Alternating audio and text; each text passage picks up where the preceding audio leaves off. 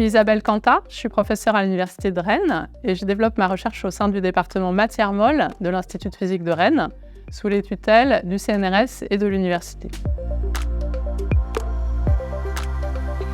Depuis plus de 20 ans, je m'intéresse à la physique des mousses liquides. Plus précisément, je cherche à comprendre la rhéologie de ce matériau, c'est-à-dire la façon dont il s'écoule. Alors, vu de loin, une mousse à raser par exemple, c'est un matériau blanc et mou.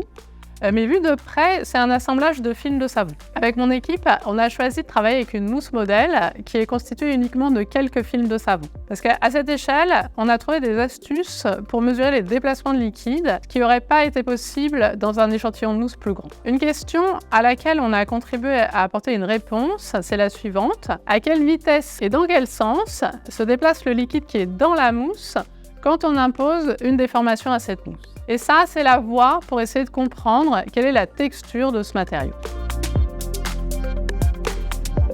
Alors, l'espoir, c'est de mettre en évidence des lois générales, les plus générales possibles, qui pourront servir aux chercheurs ou aux ingénieurs qui cherchent à améliorer les propriétés d'une mousse dans un domaine particulier. Donc, ces domaines, ils sont assez nombreux. Ça peut être ceux de la vie quotidienne, l'agroalimentaire, la cosmétique, les détergents, mais c'est aussi très présent dans l'industrie du bâtiment, l'extraction minière ou pétrolière, la sécurité incendie.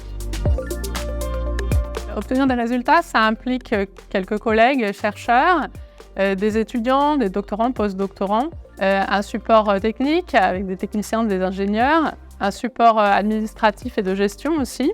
On commence par imaginer l'expérience, par la fabriquer, la mettre au point et ensuite faire les séries de mesures. En parallèle de ça, on développe des modèles théoriques et le but ultime, c'est d'arriver à ce moment magique où les équations de la physique fondamentale vont rendre compte des observations expérimentales, c'est-à-dire du réel. J'aime bien aussi l'étape suivante de communication à l'écrit ou à l'oral. J'aime bien cette confrontation avec la communauté scientifique qui est un mélange subtil d'émulation et de collaboration.